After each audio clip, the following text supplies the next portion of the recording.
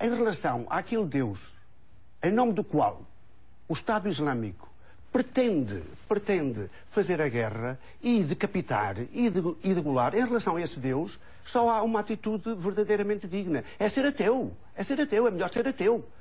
Que Deus é esse em nome do qual se faz violência e guerra e se decapita e se degola e se viola? Isso tem de terminar. E, portanto, neste quadro tem de haver também, pela força das armas, o combate a este Estado Islâmico, evidentemente no quadro do direito internacional. Esta conversa vem na linha do próximo assunto que iríamos abordar. Está cá também para falar do seu recente livro. Deus ainda tem futuro? Há uma resposta para isso? Claro que Deus ainda tem futuro. Repare, tanto mais quanto 87% da humanidade ainda se confessa crente. Agora, aquela pergunta, Deus ainda tem futuro, aquela pergunta é uma pergunta provocatória. A pergunta é, no futuro continuará a haver homens e mulheres que acreditam em Deus? Eu estou absolutamente convencido de que sim. Mas é um livro que põe essa questão no quadro de um debate alargado, aberto. Portanto, há ali a participação de físicos, de neurocientistas, de filósofos, de teólogos.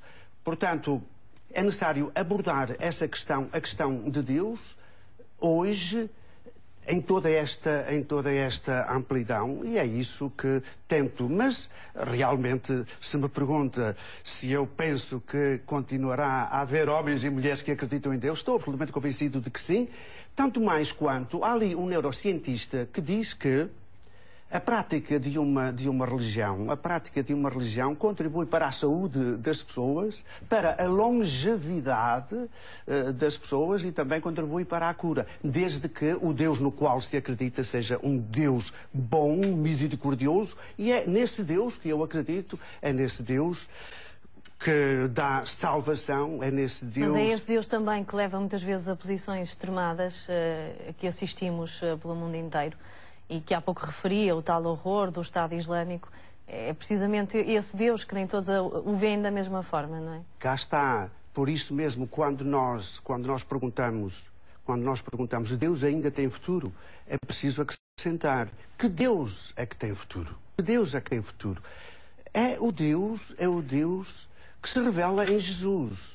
É o Deus que se revela em Jesus, que é o Deus da bondade, da misericórdia, é o Deus do perdão, é aquele Deus que vem até nós, erguendo-nos constantemente, dando-nos salvação, dando-nos sentido, e sentido último para a existência. A partir da fé, dá-nos também força, ânimo para combatermos por mais justiça, por mais liberdade, por mais dignidade, por mais alegria entre os seres humanos. Se realmente houver mais justiça, mais verdade, mais dignidade para todos os seres humanos, estou convencido também que haverá menos violência. Em relação ao futuro da Igreja também, haverá alterações relativamente a assuntos polémicos e que distanciam mais os cidadãos da Igreja nesta altura? Olha, a Igreja tem pela frente, a Igreja Católica, imagino que está a pensar nomeadamente na Igreja Católica, a Igreja Católica tem pela frente grandes desafios.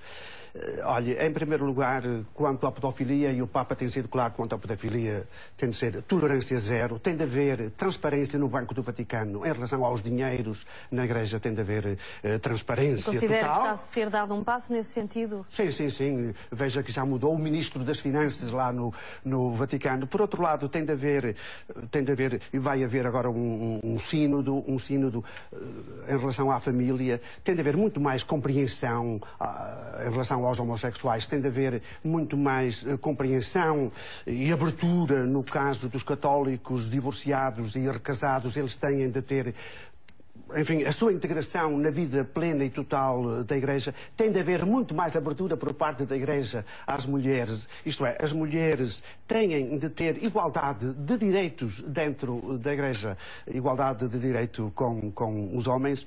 A Igreja tem de ser o grande espaço da dignificação dos homens e das mulheres. Tem de ser o lugar onde há